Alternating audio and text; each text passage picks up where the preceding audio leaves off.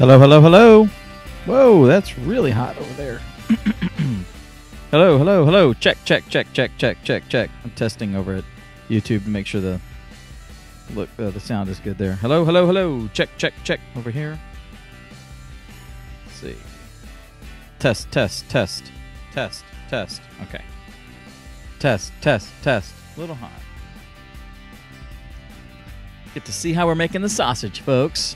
Everybody, welcome, welcome, welcome to CTA Live. Excuse me.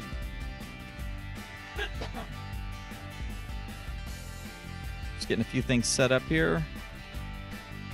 It's been a very busy morning. Very busy morning. Got a haircut. Yay, me. Oh, cool. I can see the back of my head here. I can see. Oh. Let's see. Look at that. There you go. All right. How cool is that? All right. Let me make sure that Mr. Justin is here.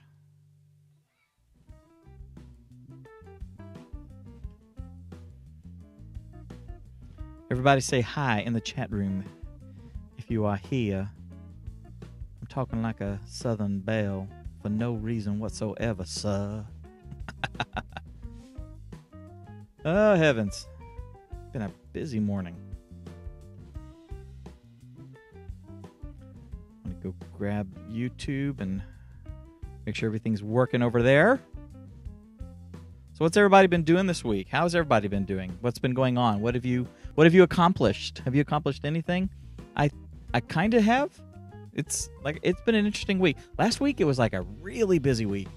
This week it's a busy week, but I still don't feel like I've accomplished anything, which means I'm probably not. Ugh. Let's see here. What do we use? We use Google Hangouts. Tired, folks. Hangouts. There it is.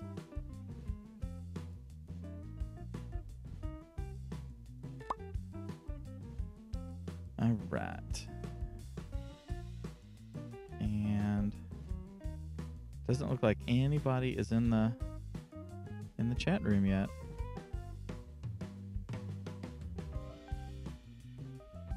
Which is fine.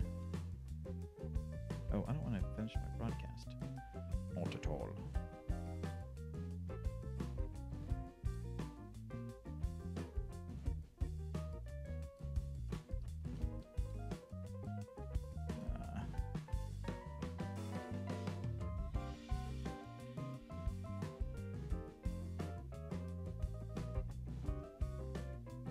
We gonna see magic today? Great video on webpage contact info. Yes. Hey, Tommy. Tommy's over on YouTube. Tom Willis, one of our dear, dear friends. Yeah, we pulled that the video. What we're doing is when we do tips and stuff here in the show, I take that segment out, and that does not go into the podcast, but I put that out as a separate piece, a tip in the how-to section.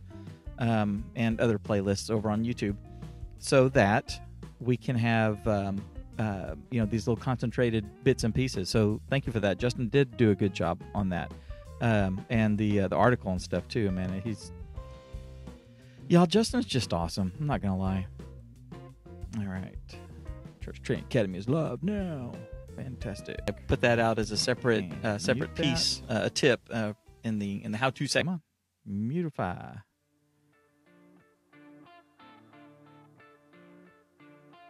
Anthony Bowman, yes, I have a standing desk. I built it. It's an IKEA hack, is what it is.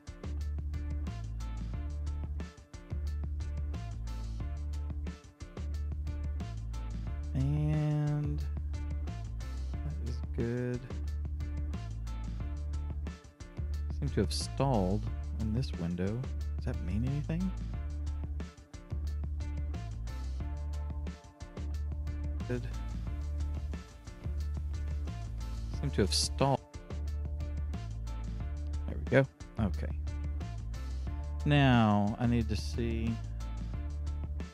Did Justin ping me?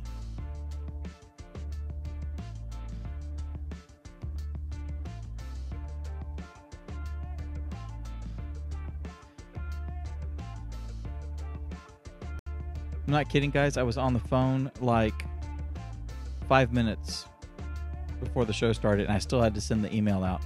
I got some folks. Part of the media team at our church is having a problem with projector and distribution and stuff like that. So they've been, trying to get me to help them and stuff. And I totally want to and stuff, but the secretary was like asking questions and stuff. Should I do this? And I'm like, I got to go live here in like 5 minutes. I can't talk anymore. I'm sorry. Okay. Got a cool tool tip for you today. It's on YouTube. The tip is not on YouTube. The tip will be on YouTube, but the tip is not currently on YouTube. The tip is about YouTube. Yeah. Let's see. I'm waiting for old Justonian to get here. Tom Willis is in both chat rooms now. Let's see. Tommy says that he is working on the website, but now I have to go back and rework the contact page to update it. Good. Well, and like Justin said, multiple contact pages, right? Contact page for each specific circumstance, not just a generic one. So keep that in mind. How are you liking WordPress, Tommy? Are you getting it? Is it making sense to you? Are you learning it? I know that it can seem intimidating, but it really isn't once you just understand a few of the basic concepts. And then, of course, you have more highly visual type sites like Squarespace and Wix and Duda. Wix, we're using Wix for the front half of our church's website. So if you go to tatesprings.com, that is Wix. And then when you click on the sermons, it is going to take you over to tatesprings.church, which I'm actually running off of WordPress.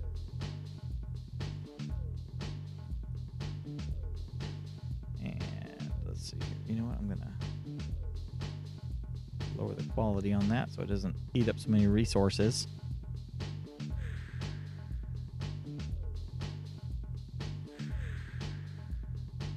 Just waiting for my brother Justin to join us up here.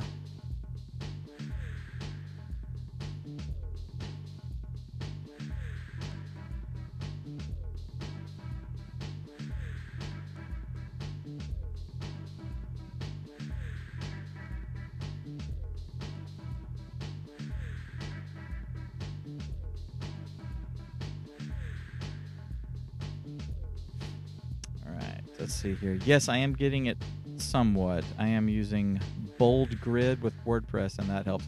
Bold Grid? Yeah, Bold Grid. Is that a visual deal? Is that like a framework sitting inside the framework? I'm curious. I am using on tatesprings.church as well as on Church Training Academy. I'm using one from Site Origin Page Builder, and it puts in another builder. So when you go into like create a post or create a page, you have the text view, you have the visual view, and then you have a page builder. And when you click on page builder, then it allows you to add rows, add sections, add widgets. Widgets, not necessarily in the like widgets, like sidebar widgets, but elements, right? So I can add in a visual editor. And then go in there and start typing stuff and format. I can do one that is an image. I can do one that's a video, et cetera, and then put those things around. That's how you get that really cool look. Okay, he's ready. He just popped it up. So I'm gonna go over here. All of a sudden, I'm Luigi. I'm gonna go over here. I'm Mr. Tudball. I'm Mr. Tudball. Does anybody know who Mr. Tudball is? Tell me in the comments if you know who Mr. Tudball is. Mr. Tudball. Well, you're just a really speedy right there, aren't you? Come on, somebody tell me. Okay, seriously, Justin, you don't say you're ready and then not join. Y'all, can y'all believe this? He said, I'm ready. And I'm trying to get him to join, and he's like, not there. Y'all give him a hard time about that, okay?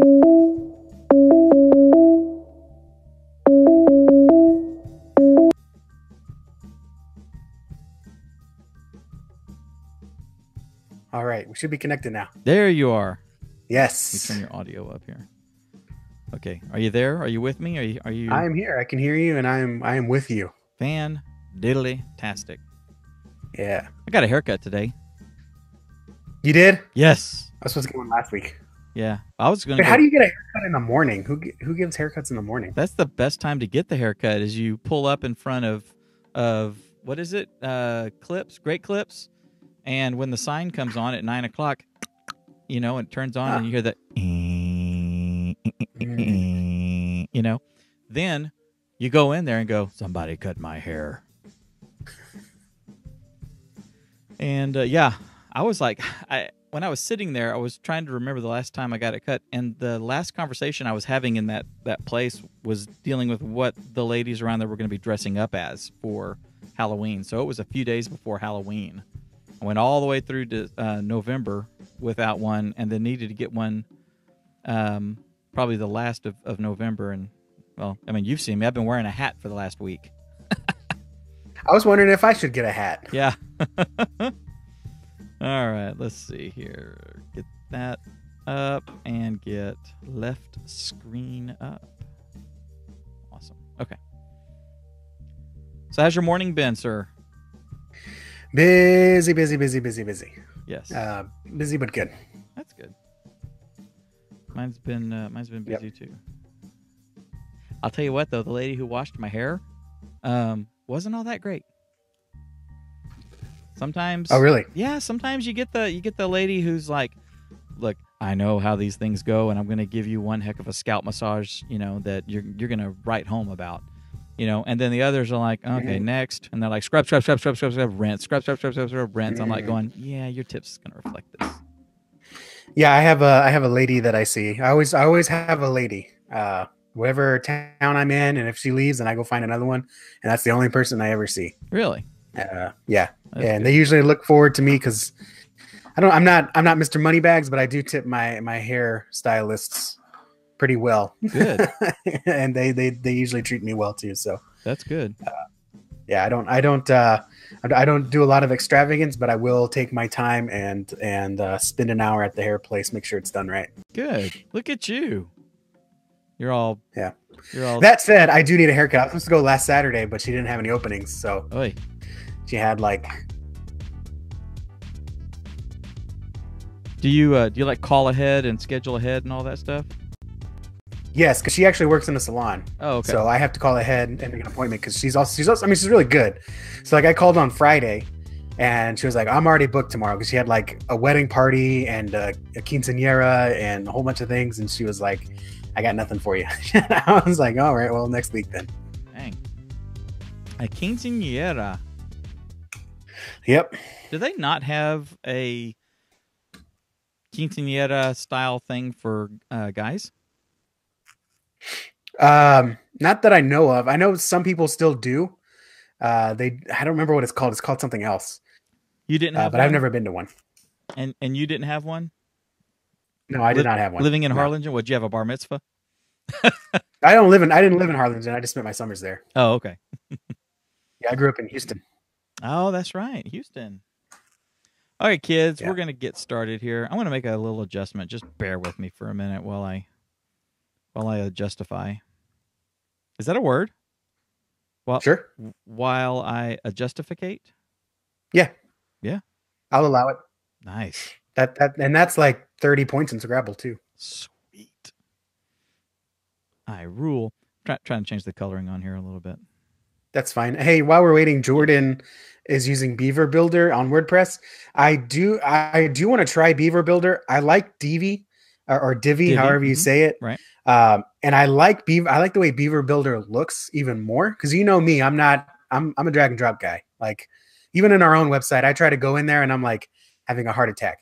But Beaver Builder looks really nice. The thing though that I read was not all plugins are supported. Like, so there's some way the plugins have to be coded in order to work with Beaver Builder. So Jordan, have you seen anything that doesn't work with Beaver Builder, or do you know anything about that as far as, because I know Divi advertises works with hundreds of thousands of plugins, but Beaver Builder, I think they have to be approved or something like that.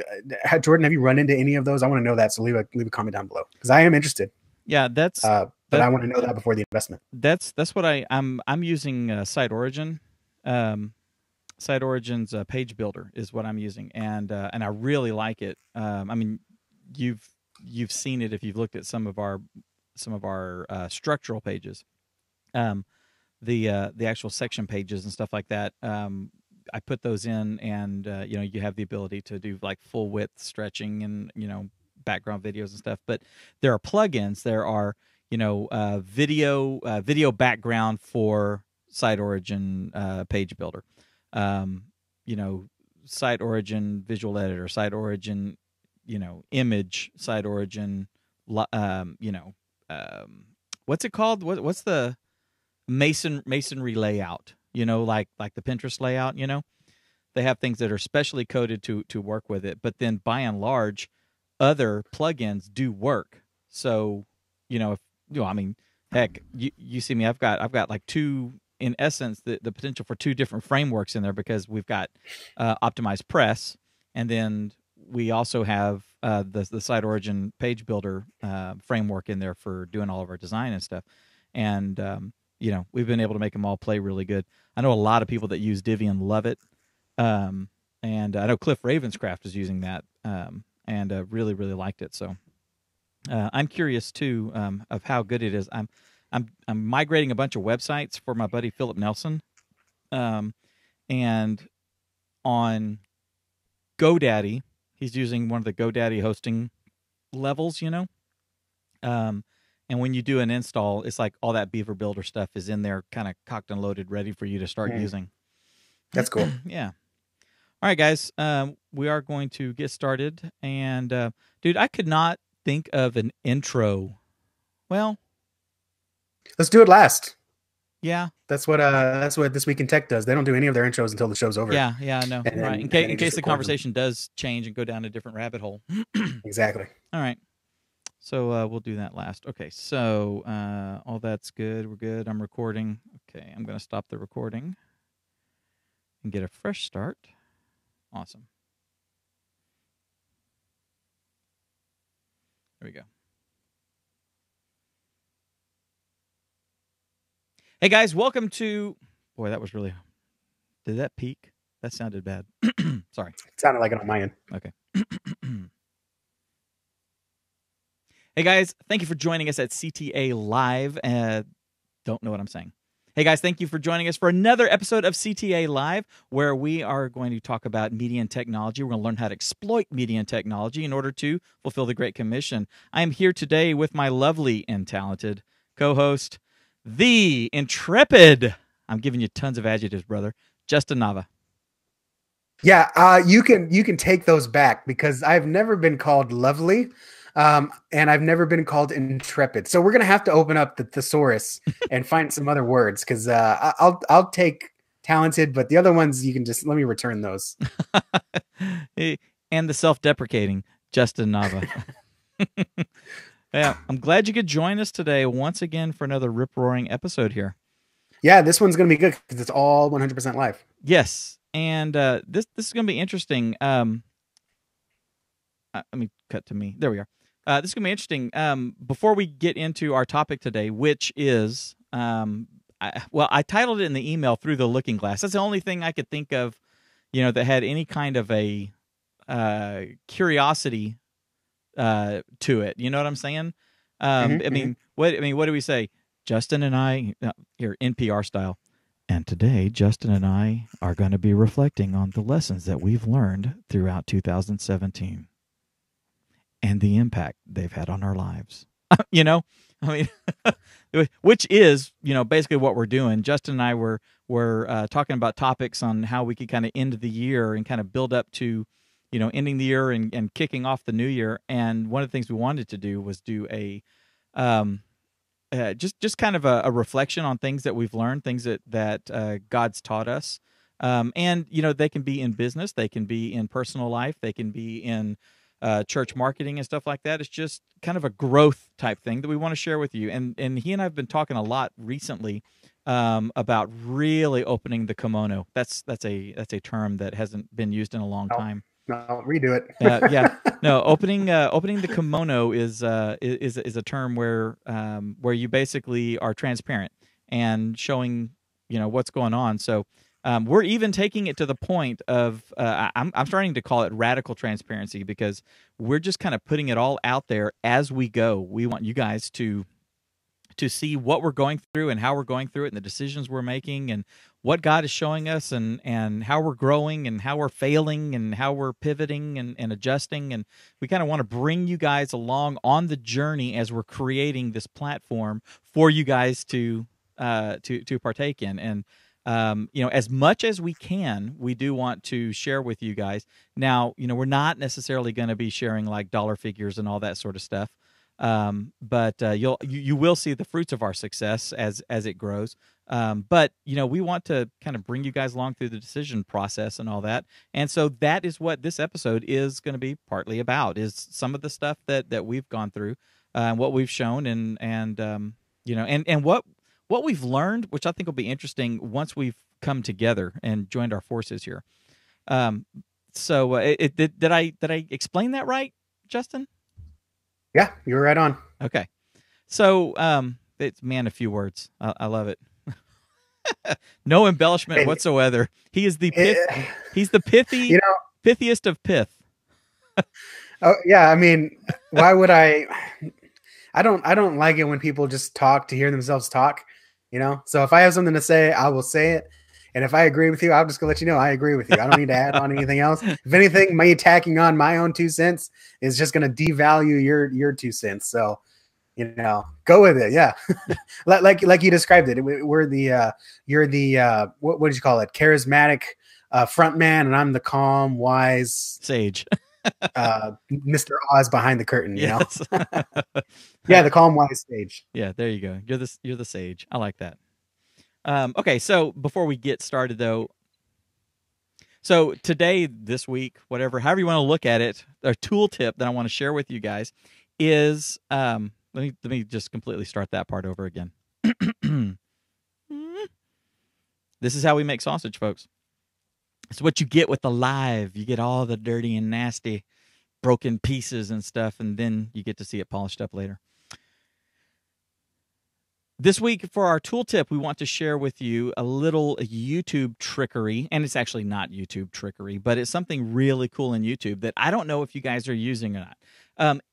First off, are you using YouTube as a part of your ministry? That's one of the big things I want to know, is to what degree you're using YouTube. Are you putting all of your services up there? Are you putting your Bible studies, your sermons? Are you using it to put all the youth stuff up there? How are you doing it? How are you fleshing it? I would love to see your YouTube channel, so please leave a link below because I really want to check out y'all's YouTube channels. Now, one of the things I want to show you about YouTube is the ability to set up end screens, is what they're called, end screens. So if you're watching a YouTube video and right towards the end, all of a sudden a couple of icons pop up, with like the next video or, play this playlist or whatever like that.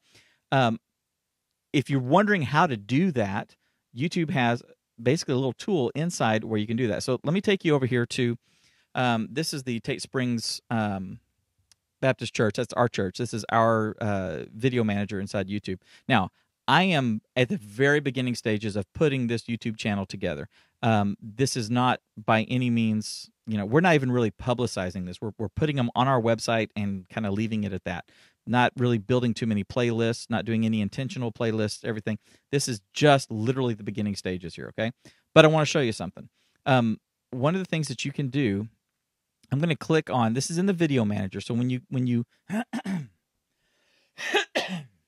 sorry about that.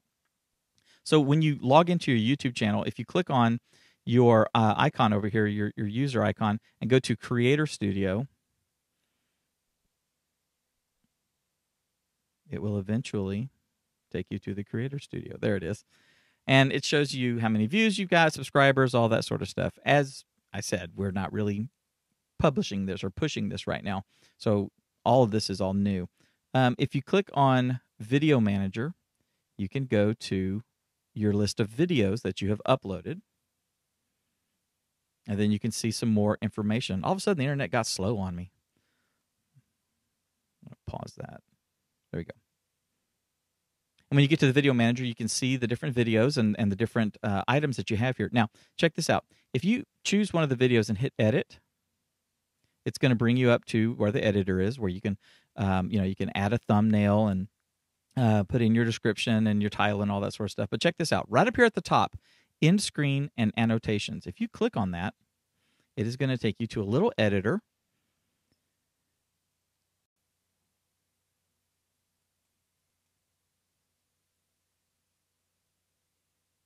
And it's going to take you to the last, I believe, 12 seconds, right at the last 12 seconds of your video. Now, check this out. If you hit this little button that says, okay, well, two things. You can choose to add an element if you want. So if you want to add an element like a video or a playlist, you can click on that and hit create, and you can choose, the most recent upload and hit create element, and then it's going to drop it in here, okay? And then you can move it around where you want. Now, if you don't want to do that and you want to have some consistency, you can actually use a template. So they have this great little template infrastructure in here where you click on Use Template, and then you can go through and choose a layout that you want to use, okay? Now, what I like to do generally is use a 2-in-1. So depending on where the action is on the screen will depend on which one of these two I want to use. So since on the previous page there, before I brought this up, I noticed my pastor was over in this area. So I'm going to use this one and hit select. And what it's going to do, it's going to put our logo right here. And when you click on this logo, that actually takes you to the is it the subscribe? I can't remember. These are the subscribe of the channel.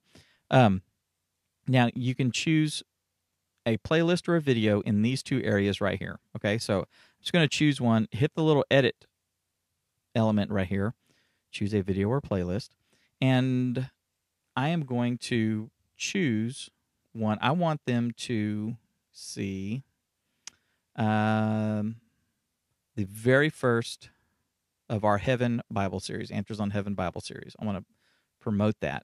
So I'm going to put that right there. Okay, now down here, I'm going to choose to do one that is best for viewer, okay? What happens is allow YouTube to select a video from your channel to best suit the viewer. So what it's going to do is it's going to take a look at what the viewer has been clicking on and what it likes, the person, what the viewer likes, and it's going to try to show something that it is guessing that would be the best for the viewer. It may be the next one in this series. If this is the beginning of a video series, then it may choose the next one, or it may choose the previous one. If this is like number 3, it may choose the one that was right before it. Whatever it thinks is going to give the greatest chance for the viewer to continue watching, it's going to put that up there, okay? It's really cool. Now you can hit preview and see how this works.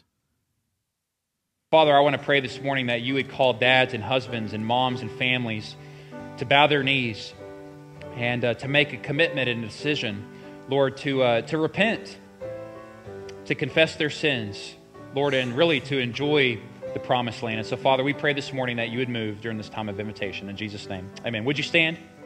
Okay, so that last 12 seconds, it showed these items here, and then when someone is watching and they get to this point, these will pop up, and they can go ahead and navigate to the next video and continue their time. Now, you may be asking, what is the big deal about this? Why is this important?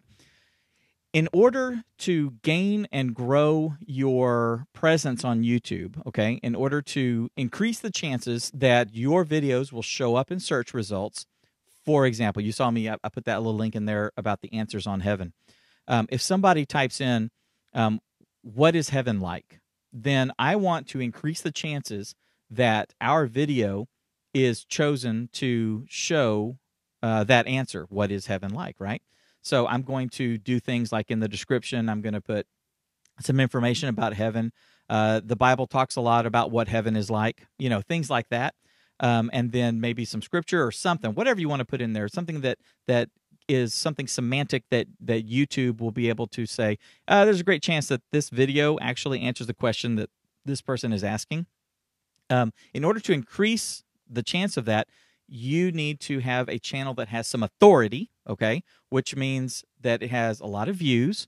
The number of subscribers is not necessarily the most important thing. One of the biggest metrics that YouTube uses is the time on platform, which means the more time that someone spends on the platform, on the YouTube app or the YouTube channel or the YouTube website, the more time they spend on that, and you're the one that drew them to the platform, then your channel and your videos are going to be seen as much more important because you were the gateway to come in there. So you want to do things like this. You want to have these end screens that lead to another video or lead to one of your playlists. I could have put a playlist in like our like the entire playlist of our Answers on Heaven series, and it would have taken them to a playlist with boom, boom, boom, boom, boom, all of them listed in there, right? Anyway, end screens and annotations, that is something that you should be using with all of your YouTube videos, right? So whether it's your services, whether it's your little promo video, if you have a promo video for a series, and that's going to be the number, the very first one in the top of that Bible study series playlist, then that promo should have end screens that have like the next two, episode 1 and episode 2, or Bible study 1 or Bible study 2, part 1, part 2, whatever, or maybe to a sister series. If you're doing one on redemption and you've got the playlist on redemption, then you may want to have one that links to a video either in that playlist or another one that you did specifically on redemption, that's not part of that series. You see what I'm saying? Things that are relevant. Increase the time that people are going to spend on the YouTube platform, and that will help gain relevance and help you gain authority, your YouTube channel gain authority. So anyway, that's our tip for this week. Are you still with me, Justin? I'm still with you. Okay. Was that good? Did you like that? Yeah, it was great. I can't wait to read the article. You mean you're not going to write the article? I'm just going to make you write the article. I can, but no, I'm going to write the article. I'm going to write it this week. It won't be nearly as authoritative, I think, as if you would, because you know the ins and outs. So well, I'm learning the ins and outs, and that's one of the things. I'm not a YouTube expert. I actually am friends with several YouTube experts, and I'm just imparting to you the things that I'm learning from them. And like I said, that time on platform is one of the big metrics that it uses more so than subscribers. Do you know why that is, Justin? Do you know why time on platform is a lot more relevant than actual numbers of subscribers? Well, yeah, because the longer a user is on the platform, the more ads YouTube can give them. So if YouTube knows that your video is going to keep them on the platform longer for another ad or two, then they want to rank your video higher, because basically your video makes them more money. That's right. And subscribing numbers, while from a vanity standpoint look really nice, I remember with GeekBeat when we got over 100,000 subscribers and we got up to 200,000 subscribers, it was like, wow, we're awesome. We got 100,000 people that are subscribed to us. But you know what? That is completely irrelevant if those subscribers are, number one, not watching any videos for any length of time and not clicking on the ads in those videos. It's basically a vanity number up there that makes us look good but doesn't make us any money and doesn't help YouTube grow on their platform. And so one of the things that they realized was that's the case too. Numbers of subscribers, it's kind of nice, but people that are actually active on the platform, that is the key. And if you're the one that is making them active on the platform, you're the draw, as it were, that gets them in that session, then that makes you have more relevance. Pretty cool deal. So today we're going to be talking a little introspectively. We're going to deep dive a little bit into what's been going on with Justin and I and what we've been learning through the year. We hope that this provides some insights to you, and we definitely want to know from you guys what's been going on with you and what you've been learning. It's funny how, in my experience, Justin, when I am going through certain things and learning certain things, once I start talking to some of my friends, it's interesting to see how many of them are going through some of the really similar stuff and getting some of the same messages that I've been getting. Have you noticed that? Yeah. I think, everyone moves throughout time the same way, right? We're all moving forward in time. We're all learning together, leveling up together. So yeah, a lot of times you are going to go through the same kinds of seasons as other people and learn kind of the same lessons at the same time. That's kind of proof that you have a good inner circle, in my mind. Yeah, I think so too. So let's start off with you. You want to share something that one of the lessons that you've learned here in the last 12 months? And if you need to stretch back 18 months, go ahead. That's okay. No, just 12 months for me.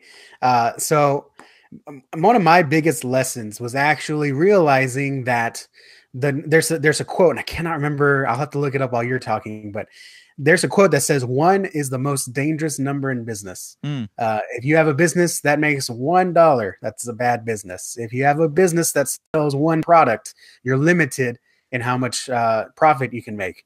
And what I learned is, and I think you learned the same thing, is if you're the only one in business, then hardship is going to meet you at the door. So there are many people that can do stuff like freelancing and micro business type stuff. A couple of of salesmen or affiliate marketers that can do it by themselves. But if you really want to grow something like, for example, your ministry, then you need to move as far away from the most dangerous number, the number 1, as you can. So, I was stuck spinning my wheels because, I'm a content man. Content marketing is my passion. It's what I'm good at. But I eventually came to the point where my own business, Church Marketing School, I really couldn't offer any products to actually sell because I was so busy just making content. I had a content plan, I had a layout, you've seen some of my checklists. Right. I just dropped my fidget spinner here. You've seen how much I care about getting this information out there. But the problem is I spent so much time editing videos, editing podcasts, recording podcasts, getting interviews on, writing articles, SEOing those articles, researching competition, that I don't know anything. So I was developing an audience, but I had nothing to give them. So I had to grow. And that's when I started praying. And that's when I met you. And that's when kind of things got unleashed, because no longer do I have to edit videos. No longer do you have to find interviews, although you are looking for them. But, we can do that together. So I'm not spinning my wheels every week to find content and all that. And I don't have to write every article. You don't have to transcribe every video. And especially you don't have to make every course, because now we can kind of share the load there. So together, even just us two, we've literally doubled the amount of work that we can put out, the amount of content that we can put out, and the amount of courses that we can provide churches. So the number one lesson this year was definitely that the number 1 is the most dangerous number in business. And I cannot believe how much more. I mean, it's kind of, I think I told you this, you kind of made fun of me because you said it was bad math, but when you add +1, your output ends up going times 10. So even though we're 2 people, the output that we can put up really is more than double. Right. So that was my biggest lesson for 2018 is you can do a lot by yourself, but you can do even more. We haven't hit 18 yet. With someone else. We haven't hit 18 yet. I'm sorry, 2017. Okay. I'm already looking forward to next year, man. So the big lesson was what? So the big lesson in 2017 was you can get a lot done by yourself, but when you add someone to your either business, ministry, group, when you add someone to your inner circle that is sharing the workload, you actually, even though you only double the workers, the amount of work that you put out is more than that. It's 10 times. Yeah, I think you're right. That's I learned this word back in like 92. I think it's called synergy. That's the which is what happens, and that's the joining of forces allows for that amplification, and you start getting exponential results. And I would say that is one of the biggest things that I learned. I know you and I've had this conversation. I know some of our viewers and members have, and I individually have had this conversation. But this is Church Training Academy is something that God put on my heart. I mean, He put the beginnings of this idea, the seeds of this idea, in an earlier form. I mean, back in like 99, and throughout the early 2000s, this little thing was just kind of sticking around in my head a little bit, but never was doing anything with it. And then like 2011, I sat down with a couple of buddies who had been thinking the same thing, and we started walking down this path, but we had our own client loads and workloads and all this kind of stuff, and nothing ever happened. And then at late 2015, I was in a position that I started thinking about this seriously again. And I remember so vividly laying there in the bed one night, trying to fight, insomnia, trying to get myself to go to sleep. And the more you try to make yourself go to sleep, the more you think about trying to go to sleep, and the more brain power you expend, and the longer you stay up. You know how it is. And I just remember saying, God, if you still want me to do this thing, if you still trust me with this idea, then I'll do it. But I want it to be something that that is you birthing it, you making it happen, and you've chosen to do it through me, versus, hey, God, I got this great idea, and I'm going to start doing this thing. Oh, by the way, please bless it, And Right. Yeah. as I started going down this path, I quickly realized, like throughout 2016, I quickly realized just how hard it is being a solopreneur. And getting into 2017, and staring down the barrel of, I've got this list of things to do. You guys may not realize this, that at least from the standpoint of what we're doing, you do realize it if you are starting a ministry, or if you're taking over a section of ministry or an endeavor or something at church, just how much stuff you have to do for it. You may think, hey, I'm going to set up the audiovisual ministry at the church. Okay, that sounds great. In your mind, and when you say it out loud, I'm going to set up the video ministry at church. Okay, the initial thought, hey, I'm going to be the guy with the video camera, and I've got some SD cards that I can record on. So yay, that's it. But once you start kind of fleshing it out and what's going to be going into it, and start thinking about, I got to train volunteers. We're going to have one camera or two, or are we going to live stream? Or are we just going to record? Who's going to edit? And all these things start showing up on your list. It's like that for us. It's like that for Justin and I. Him with his endeavor, me with my endeavor, and companies that do stuff like this, that are publishing companies, that are media companies, that have a membership site, and that create content and all that. They have, big companies. The ones that are really successful, they have teams of people that are doing stuff. They have. I always look back at my friend Leo Laporte, the guy that runs Tech TV. This Week in Tech. This Week in Tech. Thank you. I keep wanting to go back to the original days. This Week in Tech. The Twit network, and the stuff that he's done, the studio that he's built, the shows that he's launched, and the team that he's had. And I've worked with a lot of those people in years past, and the amount of things that they're able to accomplish because they have tons of people to do it. He can say to one of them, let's come up with this idea for a show, and then all of a sudden there's someone who's going to be doing this, they're going to be doing that, and they're all sharing the load, and everything starts working. And for us on the outside, it's like, wow, this is really cool. They're Leo is doing this really cool podcast network and all this sort of stuff. But the reality is, he's got a whole, he's got Fox News over there, the equivalent of that, or CNN, or one of those big huge things. So because he's got a huge team, he's able to amplify. Well, doing it yourself, gosh, it's hard to amplify. And then you have to juggle family and kids and the kids' needs. And I got a kid with special needs, so I got to juggle all that. So I think, like you, one of the biggest lessons I've learned is that I don't have to be in control of everything, that this is God's project, and he's doing it through me, and thankfully he's doing it through you, Justin, as well. And being able to cede some of the control from my hands to yours, and know that my way is not always the right way. Learning that lesson is a little hard, and you saw it at the beginning. It was like, I don't know if I kind of trust this guy.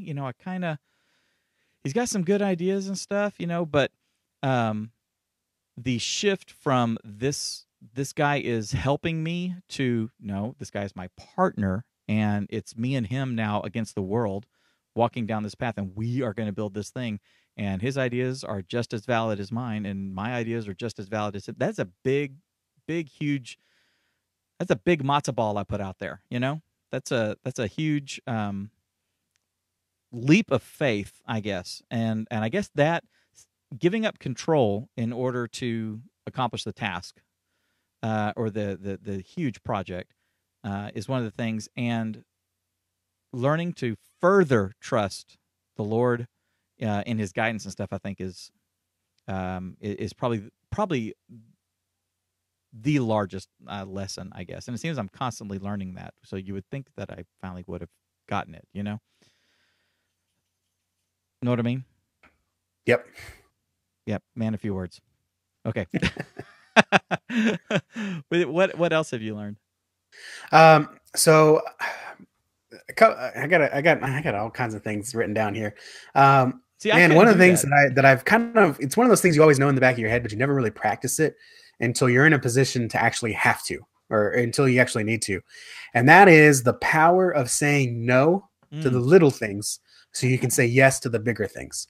Like and you this keep is something telling me that we no. always have to battle in churches, because someone has the best idea for some ministry thing that you can do, but you don't have the resources, you don't have the time.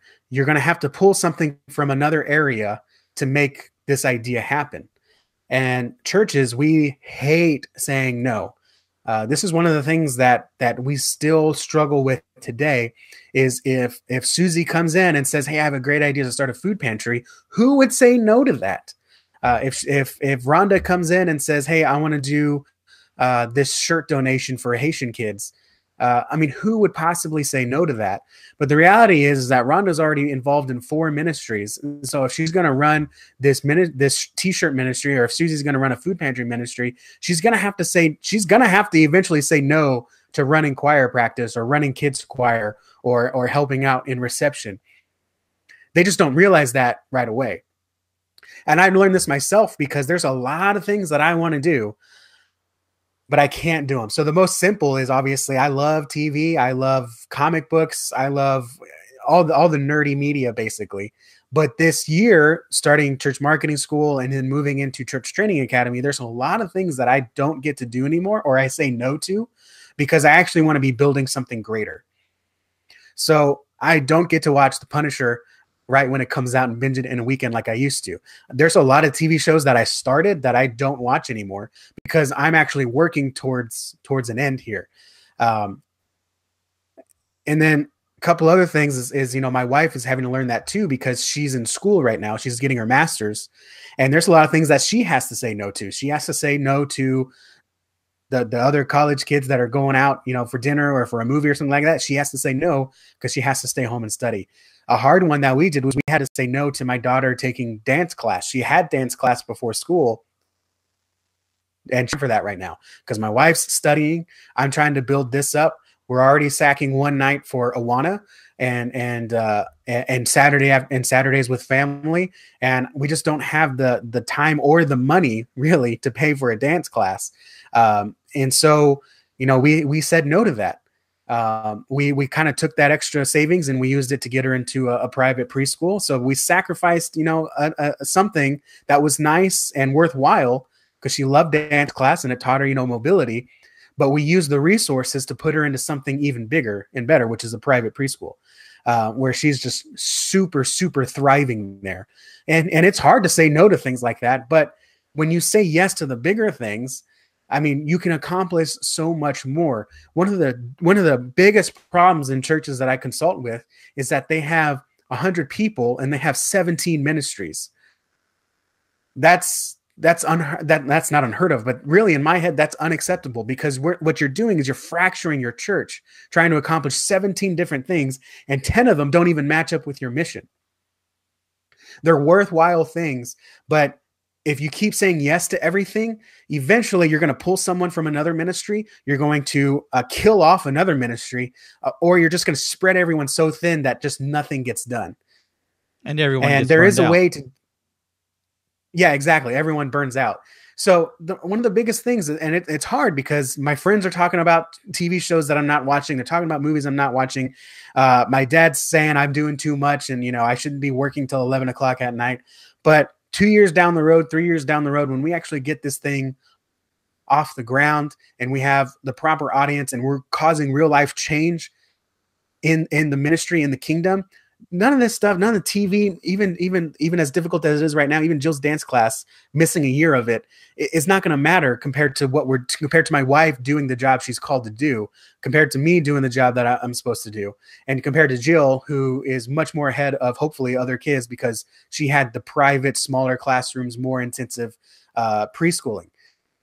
So in order to really focus in and have successful in the church ministries, sometimes you have to say, no, that's not our calling.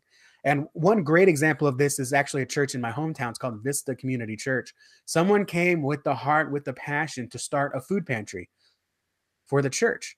And Vista has a very, very defined mission statement of serving Temple, Texas through these different core values.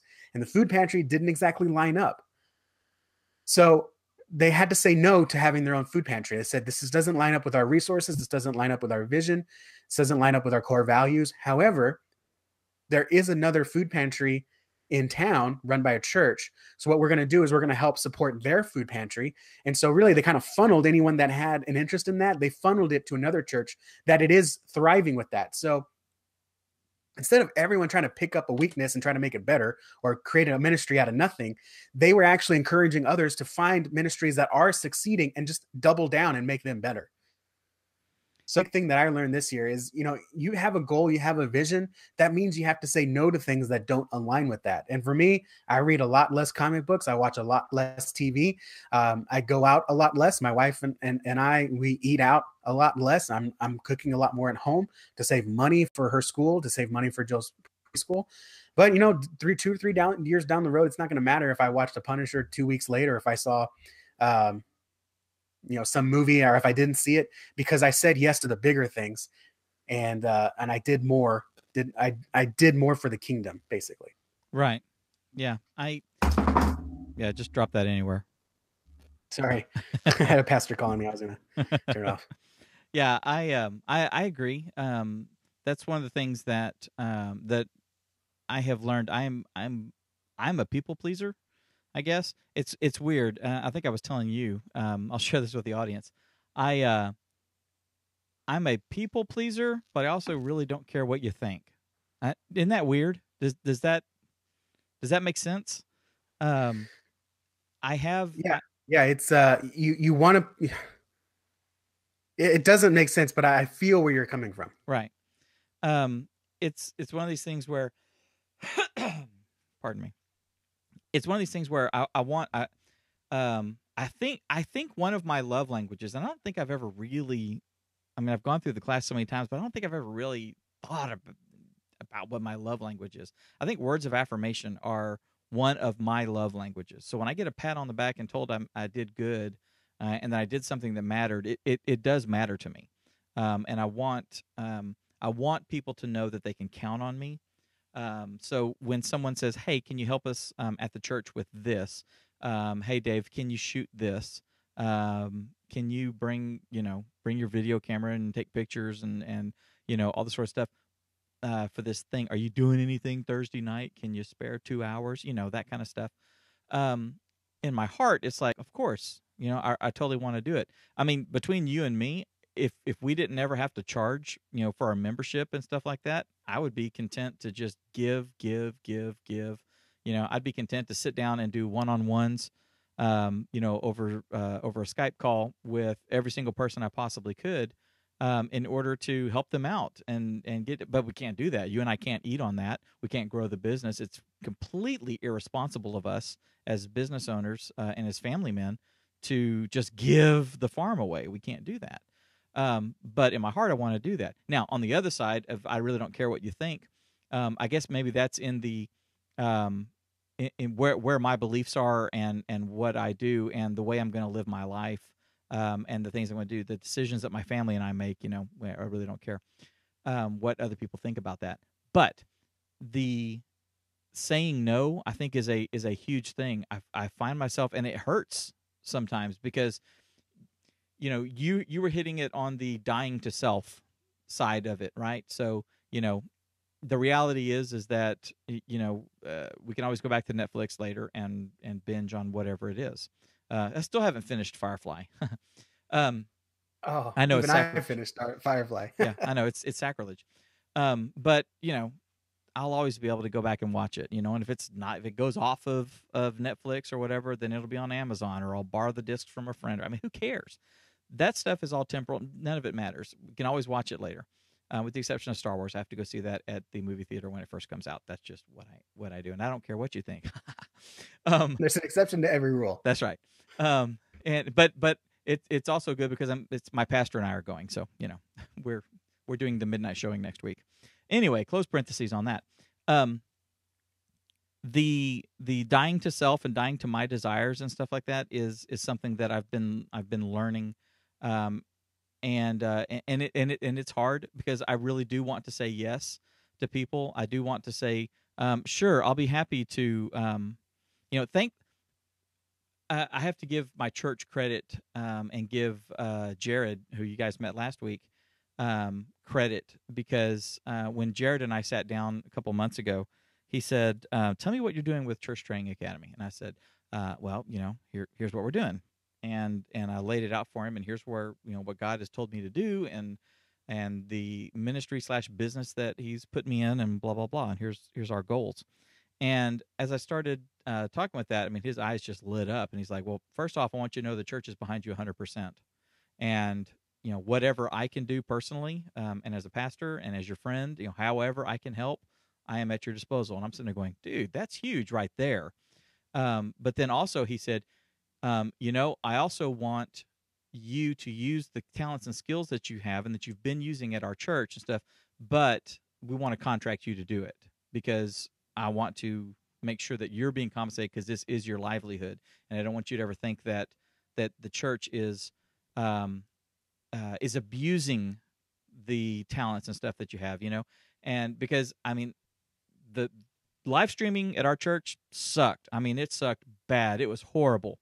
And for years, I stayed away from that ministry because my tendency is to jump in and say, the harsh person in me says, "Guys, get your heads out of your tails. Look at what you're doing. Make it better.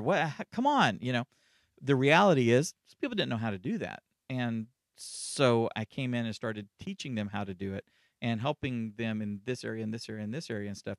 But what I didn't want to happen was the assumption to be that Dave has a video camera and he's got a video production business, and so anything we need done, we just ask Dave and he's going to do it. And it doesn't matter, if we pay him or not, And so thankfully at my church, I didn't have to say no very often. There was 1 or 2 times, but it was actually just scheduling stuff, to do that. Other things though, other places, other people that have asked me to do projects and stuff like that, I have finally found, for lack of a better word, the courage to say no, I can't do that. And I learned this from Cliff Ravenscraft, podcast Answer Man, Cliff Ravenscraft. If you guys aren't listening to him, you really need to listen to him. One of the things that he said was, and you and I have talked about that, about what is scalable in our business and what is not scalable. And one of the things that he learned me, one of the things he learned me was that we have to say no. So when somebody says, "Hey, Dave, can I bend your ear? Can I pick your brain on something like that?" If I'm walking in this direction and you want to come alongside of me and talk to me while I'm going, I can share some wisdom and do stuff with you. But if you want me to stop and sit down and spend 2 hours teaching you something, you're going to have to pay me. And I'm going to have to ask for it because my time needs to be in building my business. That's the responsible thing for me to do for my family and for my partner, Justin, is for me to spend my time and my efforts doing this so that later I can have the freedom to go sit down for 2 hours and just teach you something and not even charge you or whatever. But he brought it down to even like the email level where people would email him and say, "Hey, I'm unable to take your course or I can't afford your course, but I just wanted to ask you this one thing."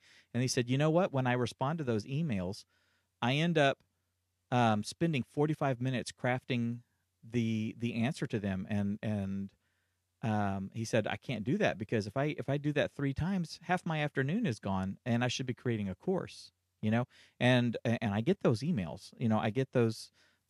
Dave, can I talk to you? Can we get on a call? Can I do something like that? And that's something that I've learned is that, in our case, Justin, you and I are on the cusp of launching full on, paid consulting where people can buy an hour or 2 of our time and we get on the horn with them and just help them with whatever roadblocks they have. And where our tendency is to just sit down and respond to an email. And if I need to sketch something out, I'll sketch it out for you or whatever like that. And it's really hard to say no to things like that because we want to serve. We have to, and that's, man, it's like every time I do that, it's like my stomach gets in knots. Like, come on, you're supposed to be serving your man. You're supposed to be serving. You're supposed to be serving. And sometimes I do. Sometimes I do that. And that's something that I learned from Cliff as well. Is I can make an exception with this person.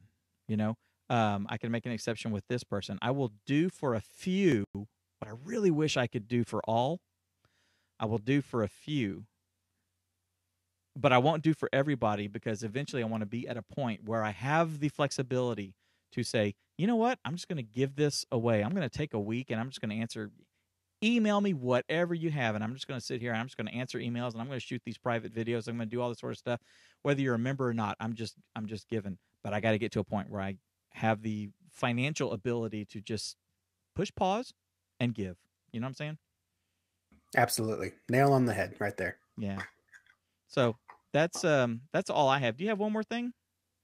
I got one more thing. It's a little, we can actually get a little techie with this one. Because I thought, man, it'd be nice to close with the tech one. That's actually something applicable as if, kind of what we're talking about, this thing we've learned and I think people can apply to their lives, but here's one that people can actually get hands on with. If nothing else, hopefully they identify with us. Yeah. And that is the power of email. I was part of the church crowd that said, no one reads our emails. People seem to find us on social. So let's ditch email and go to social. Now, what I've learned is through some experimentation is actually, and I've learned this too, working at a university, actually, it's not an either or, it's a both and. Right. Email is still powerful. Yep. And if you don't believe me, come work at the call center with me and listen to all the, not even millennials, the 18 to 21-year-olds that call frustrated and need their email turned back on, either because they left school or they forgot their password. They don't have access to the email. It matters so much. They're going to call and wait on the phone for 15 minutes to get access to their email. Email is super important to everyone, whether they're 18, 20, 30, 40, 50. Email is here to stay. Right. And the way social media has worked now is that for the most part, when you put a post out there, not everyone's going to see it. You'll be lucky if you get 10 to 20% of your audience to actually see it without doing it for free. So you have no control over the delivery on social media. Facebook and Instagram is algorithm based. Even Twitter's algorithm based. And if if your audience isn't doing algorithm based, they have to be on Twitter within about 30 minutes of when you actually make your post. Mm-hmm. So social media is not a reliable delivery tool, but email is. In fact, there was a survey that I've really leaned heavily on said that 80% pretty much across generations prefer organizational communication through their email. It's something that arrives. I can read it on my own time. It can be short form or long form, but hopefully not too long form.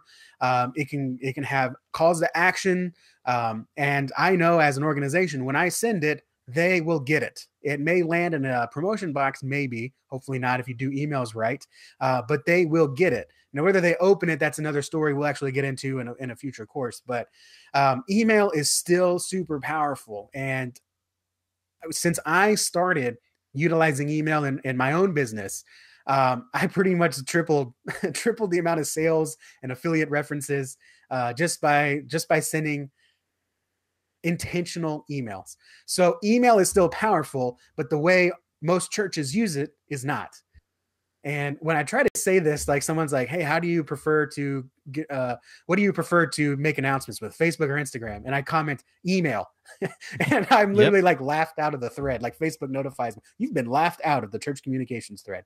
But it's absolutely true. If you do it right, email is super powerful. And that's why, Dave, I haven't talked to you about this, but one of my next couple courses that I do, I want to do email, because if you do it right, you do it intentional, and you do it with a purpose, people will read your email every time. Oh, absolutely. Absolutely. So that was kind of a big, I was one of those guys, no one's reading our newsletter, but you know what? If you do it right and not spammy and not over communicative and not confusing, people will read them if you provide value. So that's the one thing I had to learn this year that's a little bit more techie and toolsy, is the power of email. It is not dead at all. No, it's definitely not dead. In fact, I know some folks that have made millions of dollars in their businesses through the power of email. It's ridiculous. It's not sexy. It's not sexy at all. Facebook. Not at all. Facebook sexy, Twitter sexy, Instagram and whatever, the Snapchat and all this, the latest and greatest and stuff like that. And I guess the lesson is you can follow the fads and stuff, but I mean, how's your Friendster account and how's your MySpace account? Can you still even log into those? No, you can't, or maybe you can. I mean, I think MySpace is something for like super underground indie musicians or something. Yeah, I think it's mostly music stuff now. Yeah. Yeah. But all the musicians I know don't know anything about MySpace. So yeah, no, it's all Yeah. Spotify and Apple Music and yeah, exactly. Yeah. So these things are going to come and go. Some of them are going to stick, and they're going to become just invaluable. I'm learning the value of WhatsApp, and the usefulness of WhatsApp, the ubiquity of WhatsApp. When you're using that platform and everybody in your family is using that platform, it is a million times easier to use WhatsApp than it is to text, because some people in a group text get all of them split out into all these individual texts. Sometimes they come in as a proper group text, thread, but we're on different platforms, we're on different versions of the platforms, and things play different. We're using different MMS apps. Okay, so forget all that garbage. We're going to start using WhatsApp. So like me and Kat are now using WhatsApp. We're learning to not text each other, but to use WhatsApp, and it makes it real easy to send a voice message really quick. And I've got a guy. It's a friend of mine, one of my best friends, and that is the way he and his people involved in his business are communicating. So he and his partner in house flipping, the two of them communicate everything through WhatsApp, and I'm doing some photography for them, and they're like, okay, we're going to communicate with you through WhatsApp, so be on that, join this group, blah, blah, blah. And then doing things like working with his contractors and stuff. He's like, okay, floor guy, get on WhatsApp. That's how I'm going to talk to you. So that's something I think is going to stick technology-wise and stuff. But what has been here since day one, I mean, literally day one of ARPANET was email, sending a message from one person to another. That has been around from day one, and that is the thing that Facebook could change and go away, or it could change and morph into something completely different than what it is. It could end up being, like the Oasis in Ready Player One. If you don't know what that is, this giant, take Facebook and these giant MMO games, massive multiplayer games, and all that sort of stuff in this virtual reality world. That may be the way that people conduct business and stuff like that. But even in a situation like that, people are checking their messages and they're getting email and stuff. So it's here to stay, and it's extremely powerful. So yes, we are going to be doing a course on that, and we're going to go in depth on that. We're going to show you how we're using it if you haven't figured out how we're using it, and we're going to show you things, best practices and ways to use it for your various ministries and your church at large and all that sort of stuff. So it's going to be really cool. Anyway, I think that's all I have to share as far as the introspection thing. It's hard for me to sit down and come up with a list of what I've learned. It's just like these things flow out of a conversation. You know what I'm saying? Yeah, I'm with you. One of the things you can do, actually, I'm going to do this for 2018 with the family, but I did it with myself. Not consistently. It's kind of one of those things that, you buy a journal when you're a teenager and you're like, I'm going to write this every day. And then you find it a year later and only the first 4 pages are filled. English teacher made us do that. Had to journal for the first 5 minutes of class. Are you going to make me journal for the first 5 minutes of class? No, get out your I'm journal. not going to do that. But one of the best things you can do is every day, and I don't do it every day, but I do it most days, is just write down what you're thankful for that day. And when you do that, I can just look back, I can flip through the journal and I can say, this day I was really thankful that I got a 60% open rate on this email. That was it. That's as simple as that. That was I'm thankful that happened today. I'm thankful that Jill came home and she knew how to count to 50 and I didn't have to teach her. I'm thankful she has a good preschool. I'm thankful my wife aced her test. I'm thankful that I finally got a partner. I'm thankful, and then you can just flip back and say, these are the things that I learned. I got a greater open rate that day because I finally learned how to do subject lines. I got my daughter came home because you know what? She went to preschool. So it stinks she doesn't get to go to dance class. She loved it. We loved it. But you know, we made that sacrifice for a greater good kind of thing. And so just either use an app. I think there's like a 5-bullet journal or something like that, where they actually ask you guided questions. I can't find it right now, but and one of those every day is just what you're thankful for. And if you do that every day, you'll look back and you'll actually start to see like how much God is really working in your life. And even though it may seem like he hasn't, like I'm in the same place I am this year than I was last year, when you just take the time and share what you're thankful for, you'll realize that you're actually pretty good off. You're pretty well off, especially in this country. So that's one thing that I do. And again, I've probably only done out of the 365 days in the past year, I may have only done it 200 times, but I try to do it consistently in the morning, and it's just a way to kind of catalog. And when you do look back and you're like, man, what did I do this year? I feel like I haven't done anything. You can actually look back and be like, you know what? I did. I kept my 4-year-old alive. That's huge. So, and she's learning and she's growing and she has clothes, and, you know, I have done a lot, you know? So it's, you know, stuff was stolen off our back porch, and I was thankful that we had renter's insurance, you know? So that's a huge thing, is I'm able to provide for my family enough to where we can have renter's insurance, you know? So when you do that, you just keep a journal of what you're grateful for. You can actually look back and be like, you know what? God is moving. I am learning things. I am improving. And it actually doesn't seem that bad. Yeah, I agree. 100%. Awesome. Okay. Well, hey, you want to tell people about our Better Church websites? Better Church website. Sorry. Dave wants it to be more than one website, but it's only one website. That's right.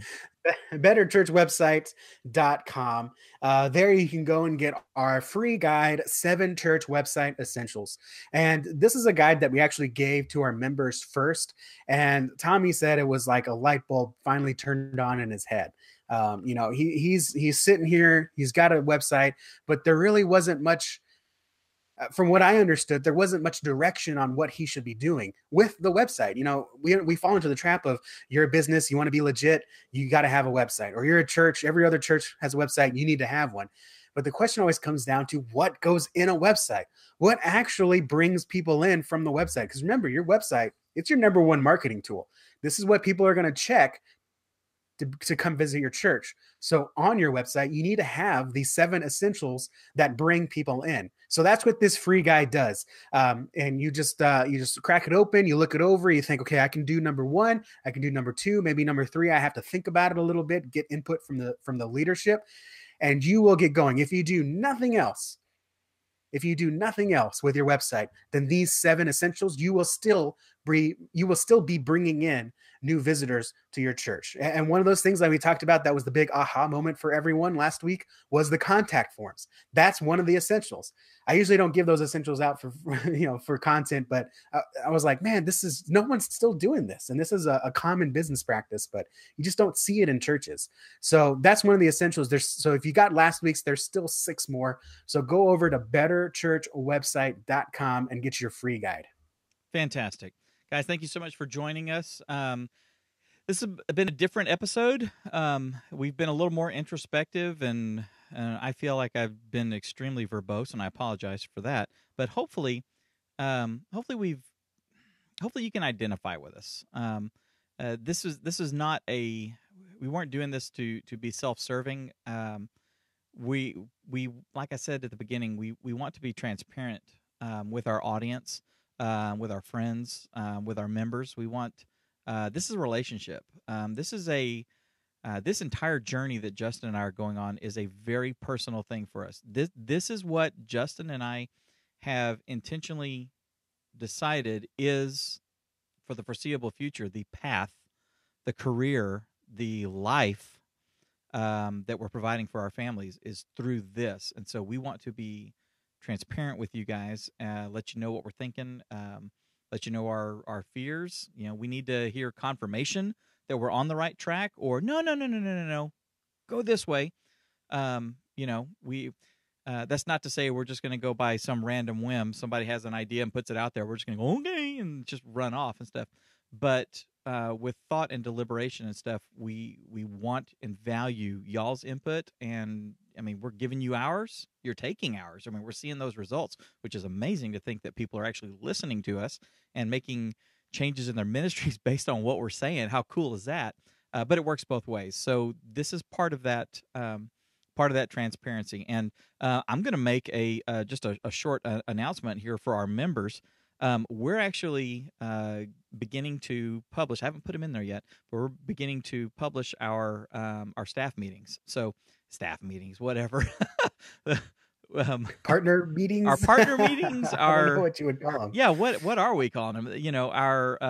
You know, I mean, that's what they are. They're you and me talking about what went well, what didn't go well, what we're going to do this week, right. How we're going to divvy it out, and what strategy are we going to use for the following whatever. Exactly. And Justin, he and I both follow a guy by the name of Gary Vaynerchuk and Gary V. So if y'all want to look him up, please do. Caution, he uses colorful metaphors and unique sharp adjectives. He cusses.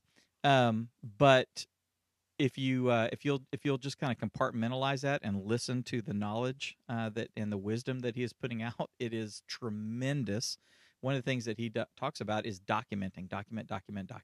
So, and I don't mean sit down and write stuff, but he actually has a guy following him around who is documenting him, going from meeting to meeting to meeting, in order to share it with his audience, the things that he is teaching, the things that he is learning, the insights he's getting from his clients, the insights he's giving to his clients, things like that.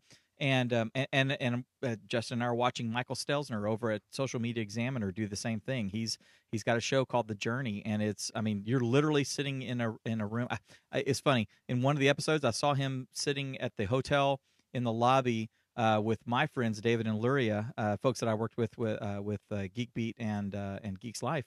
And the three of them are talking about a project they're working on together and stuff. You know, so he's sitting here just documenting this stuff and putting it out there and sharing it. And Justin and I were talking. It's like, holy cow, we're not together. How in the world can we do this? And then it came to us. You know, each week we get together and we start talking about, like you said, what went well, what we're going to work on, what we're doing, and all that sort of stuff. So we're sharing that with our members. And again, that opening of the kimono, that sharing, that transparency, that's what we're trying to share with you guys. And this episode as well, in the hopes that it is inspiring to you, in the hopes that you are identifying with us. You can see that we're going through some of the same junk that you're going through, and hopefully this just brings us all closer together as a community of people all traveling down this ministry highway. Thank you guys so much for watching. Justin, do you have anything else? I just super appreciate everyone watching this. It's so humbling to have people that care enough about what we say to want to learn more from what we've learned. And it's super encouraging that you and I, I say this all the time, you and I have spent thousands of dollars and hundreds of hours making mistakes. And the fact that we have people watching and listening that are wise enough to say, these guys, they've made the mistakes. They know what they're doing. They've learned the lessons. Let me avoid that and just figure out what to do from the start. I'm super appreciative people are watching and care enough about what we have to say to spend their own time learning. So they can save 5 hours and figure out how to do the live stream, or, save some embarrassment and know how to update their website properly. I'm just super appreciative for everyone watching. I agree. And consuming any of our content anyway.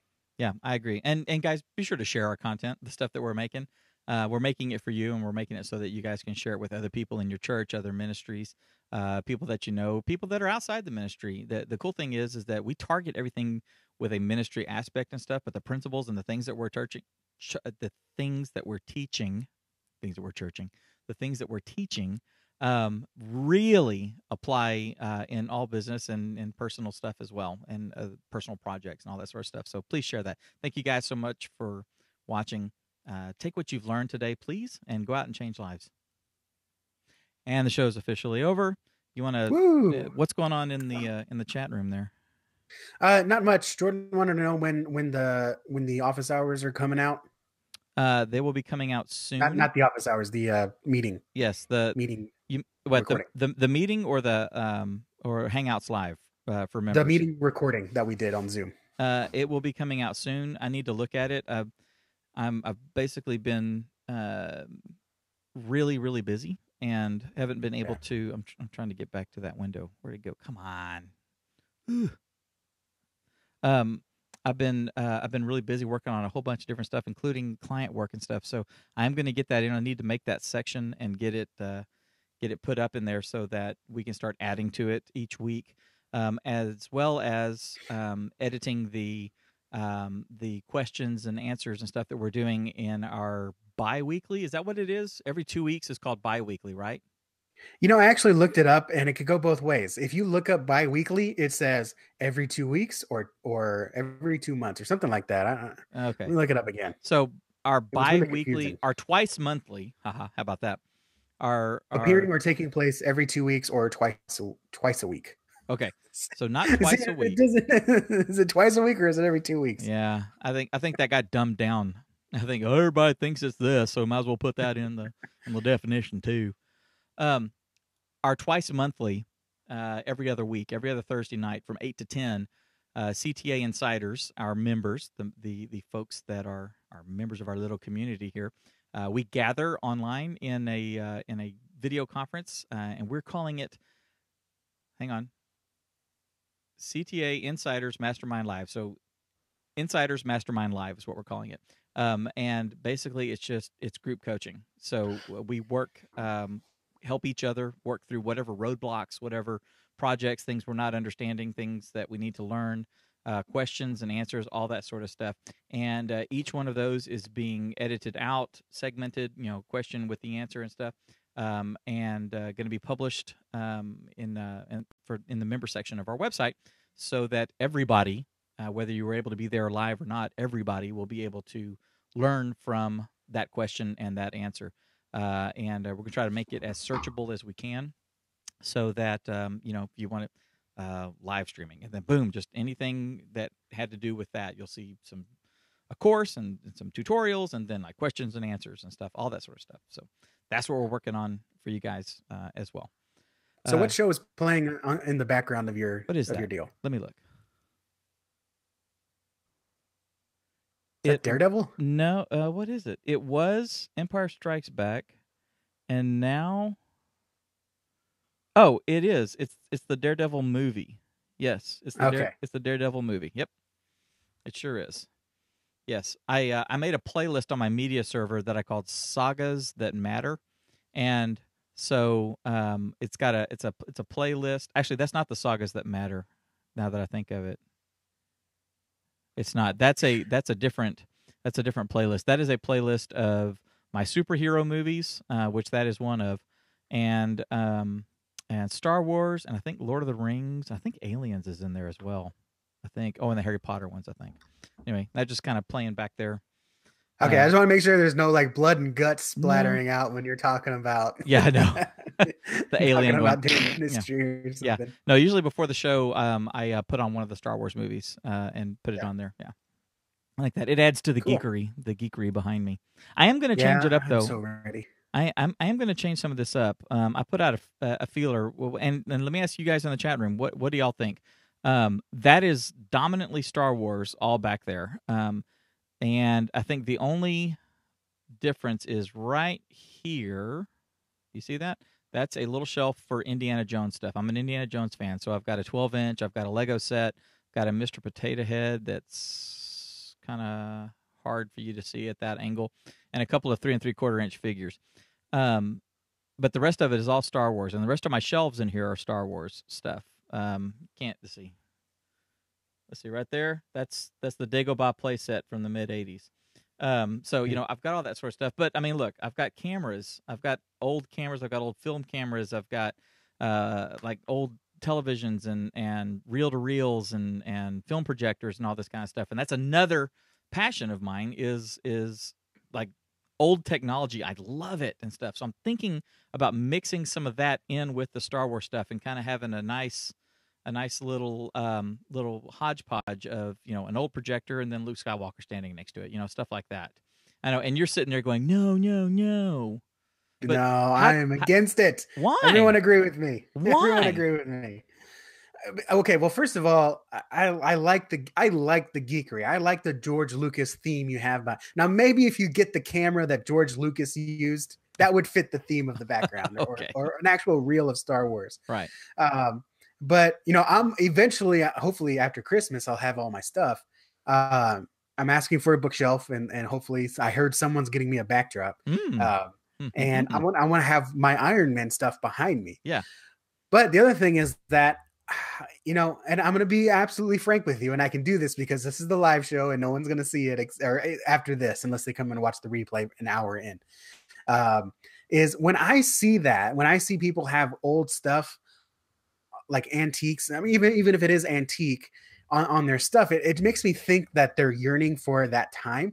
And I feel like you want to make sure that we look ahead and that our audience looks ahead, and we want to exploit the technology of now. If we have to, we'll make that older technology work. If you have an old camera, hopefully everyone's on HD now, but I don't know, if I was to see that in the backdrop, I'm thinking, well, how up to date is this guy's knowledge? You are reading way too much into this. Is he worshiping the old tech, saying, oh, we need to do it like the old days? That's kind of how I kind of see it. So I get just as hesitant if I see a medical degree from 1960s on the wall. I'm like, dude, put your certification from last year next to it or something, because I don't want you to be practicing 1960s medicine on me. Good Lord.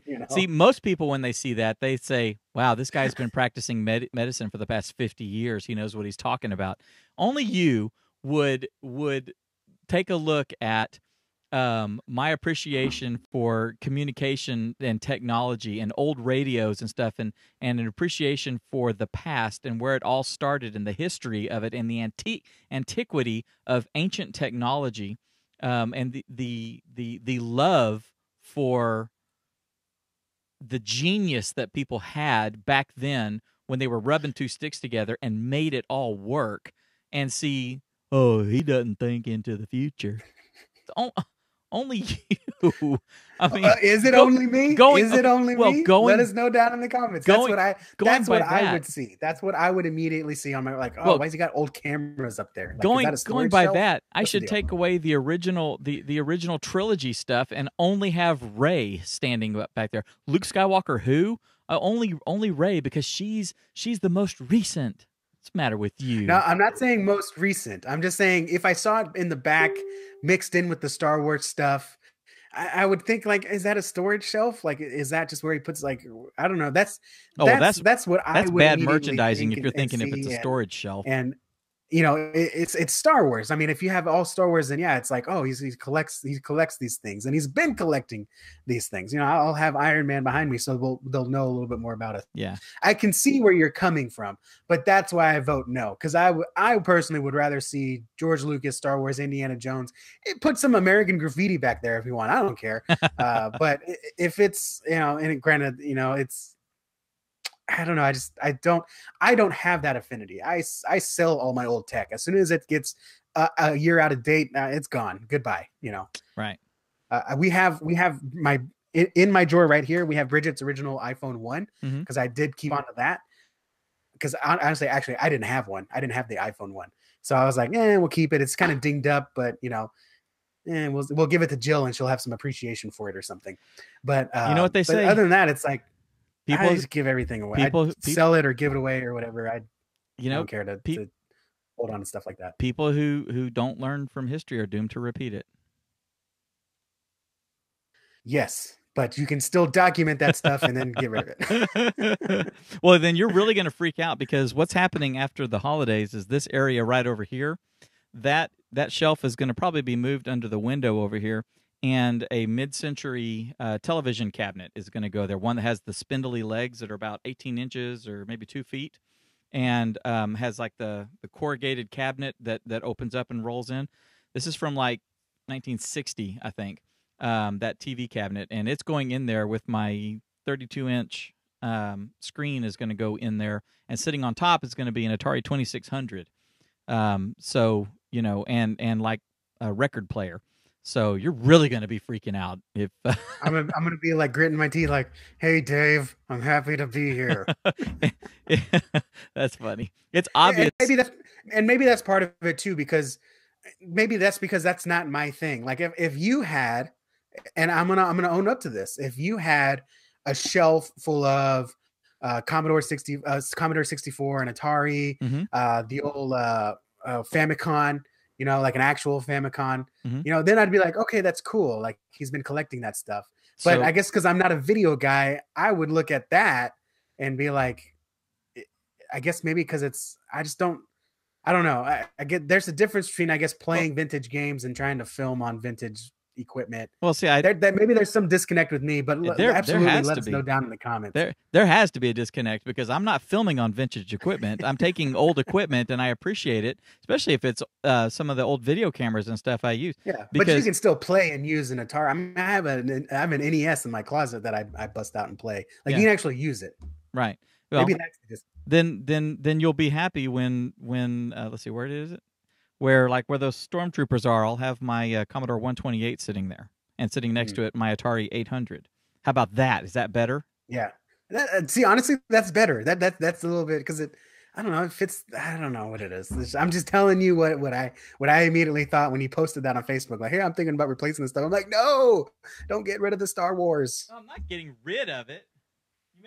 You're injecting. You're getting rid of the overall theme, and you're injecting another theme into it. Well, because I've got two. It's like if we had a bunch of Christmas stuff on the stage, and then we had like one menorah candle. Yeah, because someone saved it from the 1960s. See, this is what I'm talking about. I'm sitting here staring at an old Zenith radio that's sitting here. This still works. I mean, that's darn cool.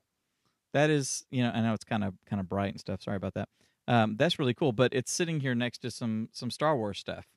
You know, so.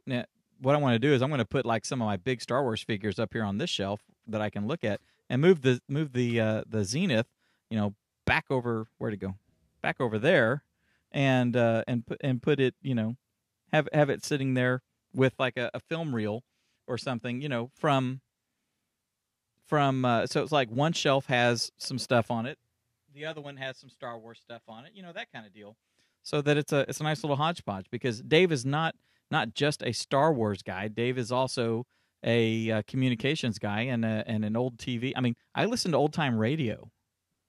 You know, I love old time radio. Now you go, listen to old time radio. It's kind of tinny and kind of stuff. Yeah. You know what that is? You know what old time radio is? It's podcasting. That's what that was. I mean, that was. They were like, we're going to do these little plays, and we're going to do comedy, and we're going to do all this sort of stuff. We're going to put it out there so people can see it. I love that. I appreciate that, because that's what I'm doing today. You know, that's what we're doing. Is we're like, hey, there's this medium. How can we make money on it? How can we entertain people? How can we reach people? That's what radio was back then. So I thoroughly enjoy it. Yeah. Yeah. That's just me. Yeah. Yeah. I'm sure I'm going to eventually, in 20 years, I'm going to be like my dad and then sit my daughter down and be like, oh yeah, you remember this YouTube video of the kid with the Star Wars stick in his garage? And she's going to be like, YouTube? Oh my goodness. Why aren't you on Mind Brain Tube or something like that? You know, why are you watching it? Why aren't you experiencing it telepathically? Because we have that now. That's okay. And be like, no, you have to appreciate, you know, we used to do this with just a computer in front of our face. We didn't have a floating drone around us all the time.